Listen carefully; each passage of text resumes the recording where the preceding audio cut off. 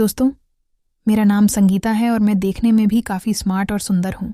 लेकिन पता नहीं क्यों मेरे पति मुझसे उतना प्यार नहीं करते थे जितना कि पति पत्नी में होता है। यूँ कह सकते हैं कि मुझ में कम इंटरेस्टेड थे। मैं भोपाल से पुणे जा रही थी। सुबह 9 बजे मैं बस में बैठ गई। भोपाल से पुणे पहुँचने में लगभग करीब 15 घंटे लगते हैं। मुझे ट्रेन से सफ़र बिल्कुल पसंद नहीं है, इसलिए मैं हमेशा बस से जाने का ही तय करती हूँ। जब मैं भोपाल की बस स्टैंड से बस में बैठी तो वहाँ कोई ख़ास भीड़ नहीं थी। मुझे खिड़की के पास की सीट मिली और मैं आराम से बैठ गई। लेकिन मेरे मन में एक बड़ी चिंता थी। मेरे पति का कुछ साल पहले भोपाल में ट्रांसफ़र होने के बाद वहाँ रहने लगे थे। जब वह पहली बार सामान लेकर भोपाल गया तब मैंने उसके साथ जाने के लिए कहा, लेकिन उसने मुझे समझाया कि संगीता चिंता मत करो, कुछ महीनों में मैं वहाँ सेटल हो जाऊँगा, फिर तुम्हें ले आऊँगा। लेकिन वह मुझे कभी नहीं लेकर गया। मैंने कई बार उसे समझाने की कोशिश की कि मैं यहाँ अकेली नहीं रह सकती। हम पति पत्नी हैं, अलग रहना सही नहीं है। लेकिन वह मेरी बात सुनने को तैयार नहीं था। उसके भोपाल जाने के बाद उसका व्यवहार धीरे धीरे बदलने लगा। शुरू में वह मुझे हफ्ते में 1-2 बार फ़ोन करता था, फिर महीने में 1 बार, और अब तो वह 4-5 महीनों में फ़ोन करने लगा था। फिर मुझे एक रिश्तेदार से एक चौंकाने वाली खबर मिली। भोपाल में मेरे पति ने दूसरी महिला से शादी कर ली है और वह उसके साथ रह रहा है। ये सुनकर मुझे बहुत बुरा लगा और गुस्सा भी आया। इसीलिए मैंने सच जानने के लिए भोपाल जाने का फैसला किया। भोपाल पहुंचने के बाद मैं चुपके से पूछताछ की और जो मैंने सुना था वह सच निकला। मेरा पति वास्तव में एक दूसरी महिला के साथ रह रहा था और उनका एक बच्चा भी हो गया था। ये सब मैंने दूर से ही देखा। उससे मिलने या बात करने की मेरी इच्छा नहीं हुई क्योंकि मुझे लगा कि उससे मिलकर कुछ नहीं होगा। मैं बहुत निराश हो गई थी। पिछले कुछ वर्षों में मैंने उसके ऊपर कितना भरोसा किया और उसकी यादों में अपना जीवन बिताया था। एक दिन वह मुझे अपने साथ ले जाएगा, इस उम्मीद में मैंने कितने साल बिताए थे। लेकिन उसने मुझे जो धोखा दिया उसे देखकर मेरे दिल पर बड़ा आघात हुआ। मैं अपनी सीट पर अकेली बैठी हुई थी। मेरी सीट 2 लोगों के लिए थी, लेकिन बस में काफ़ी जगह होने के कारण कुछ समय के लिए मेरी सीट खाली रही। अगले एक स्टेशन पर बस रुकी और कुछ लोग चढ़े। उनमें से एक आदमी मेरे पास आकर बैठ गया। बस में बैठे बैठे काफ़ी समय बीत चुका था और मुझे थकान महसूस होने लगी थी। दोपहर के 3 बज चुके होंगे और मुझे प्यास भी लग रही थी। इसलिए मैंने अपनी बैग से पानी की बोतल निकाली, लेकिन बोतल में पानी तो ख़त्म हो चुका था। मैं बोतल को वापस रख रही थी। तभी मेरे पास बैठे उस आदमी ने देखा कि मुझे पानी चाहिए, लेकिन मेरी बोतल का पानी ख़त्म हो गया था।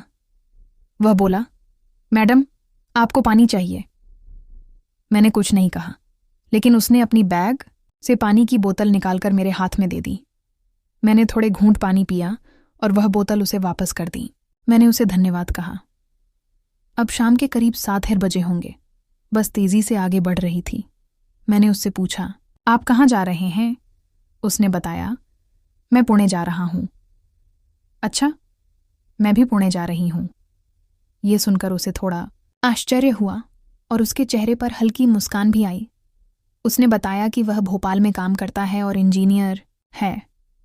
सर्दियों के दिन थे और जैसे जैसे शाम बढ़ रही थी, वातावरण में काफ़ी ठंड बढ़ रही थी।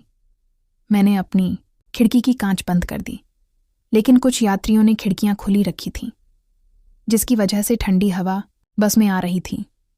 मुझे बहुत ठंड लगने लगी। मैंने स्वेटर तो पहन रखा था, लेकिन जल्दी जल्दी में शॉल लाना भूल गई थी, जिसका मुझे बहुत अफसोस था।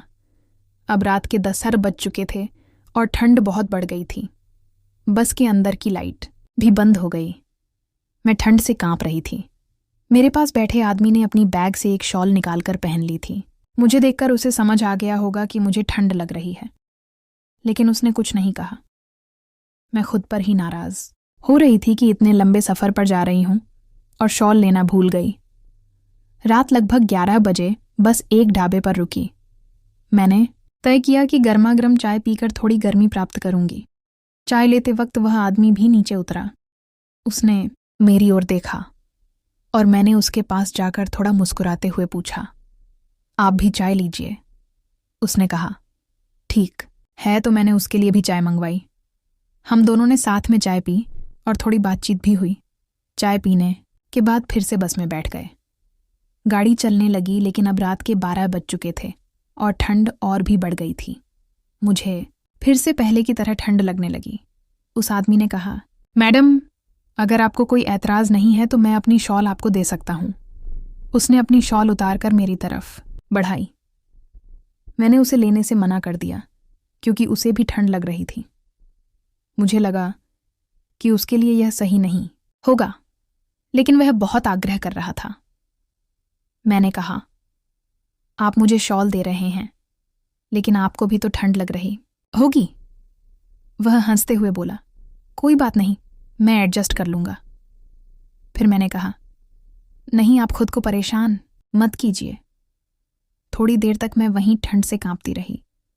तब उसने कहा, मैडम, अगर आपको कोई दिक्कत नहीं है तो हम दोनों मिलकर इस शॉल को आधा आधा ओढ़ सकते हैं। इससे हम दोनों थोड़ा सा ठंड से बच सकेंगे। मैंने थोड़ी देर सोचा और कहा, ठीक है, क्योंकि अब ठंड सहन करना मुश्किल हो रहा था। उसने अपनी शॉल आधी उतारी और मुझे दे दी। वह थोड़ा पास हो गया और मैं भी थोड़ी उसकी ओर सट गई। हम दोनों ने शॉल को आधा आधा ओढ़ लिया और यात्रा फिर से शुरू हुई। अब रात के 1 बज गया था। कुछ घंटे में हम पुणे पहुंचने वाले थे। शॉल की वजह से मेरी ठंड कुछ कम हो गई थी, लेकिन हम इतने पास थे कि उसके शरीर की गर्माहट से मुझे काफ़ी राहत मिल रही थी। थोड़ी देर बैठे रहने पर वह थोड़ा असहज हुआ और बोला, मैडम, मेरा हाथ थोड़ा जाम हो गया है। क्या मैं आपके कंधे पर हाथ रख सकता हूं? अगर आपको कोई दिक्कत नहीं है। मैंने कहा, ठीक है, कोई बात नहीं। उसने अपना बाएं हाथ मेरे कंधे पर रखा। मैंने उसे धन्यवाद दिया और कहे, अच्छा हुआ कि आपने मुझे शॉल दी के नहीं छे थे, नहीं तो इस ठंड में मुझे बहुत दिक्कत होती। वह मुस्कुराते हुए बोला, ऐसा कुछ नहीं है, एक दूसरे की मदद करना हमारा कर्तव्य है और मुझे मदद करना हमेशा पसंद है। मुझे उसका स्वभाव बहुत पसंद आया, इसलिए मैंने उससे पूछा, आपका नाम क्या है? उसने जवाब दिया, मेरा नाम गौरव है। मैंने कहा, मेरा नाम संगीता है। उसने हंसते हुए कहा, अच्छा नाम है। मैं थोड़ी शर्मा और मैंने कहा, थैंक यू। हम इतने करीब बैठे थे कि आसपास के लोगों को लगता था जैसे हम पति पत्नी हैं।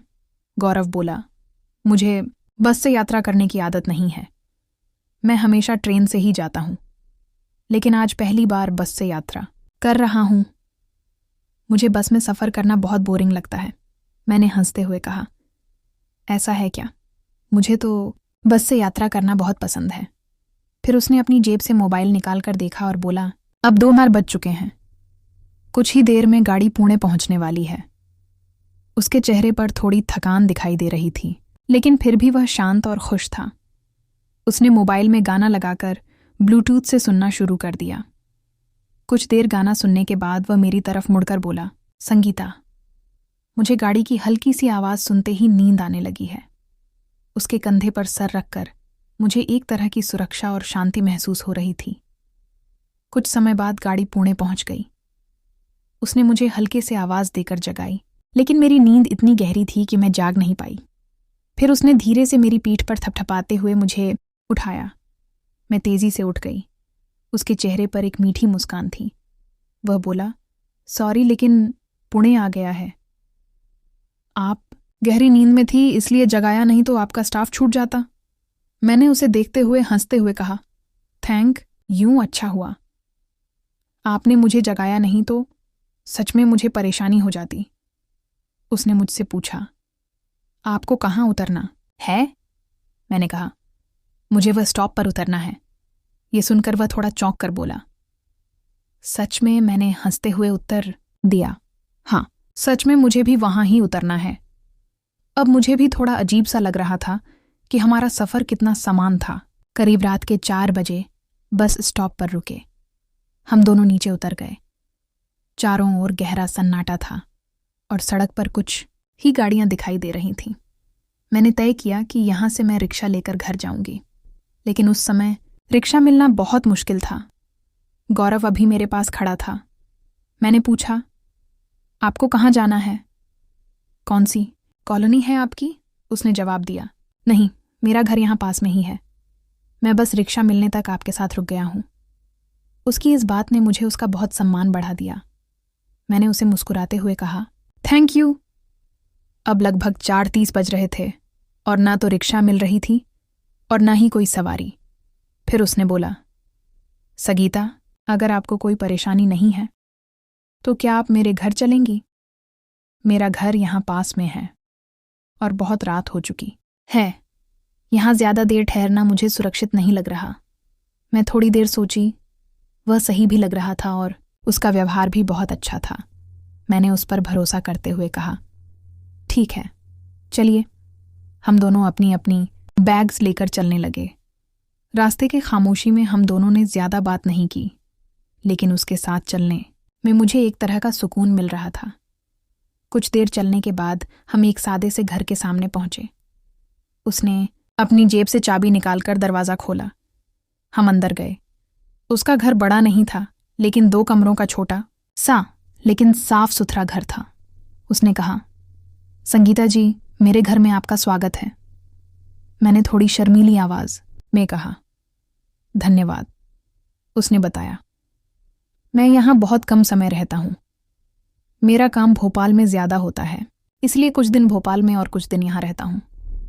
मैंने कहा, आपका घर बहुत अच्छा है। गौरव जी, उसने कहा, धन्यवाद। संगीता जी, आप बेड पर सो जाइए। मैं सोफे पर सोऊंगा। मैंने तुरंत कहा, नहीं नहीं, आप बेड पर सोए। मैं सोफे पर सो जाऊंगी। वह दृढ़ता से बोला, ऐसा नहीं होगा। आप मेरे घर की मेहमान हैं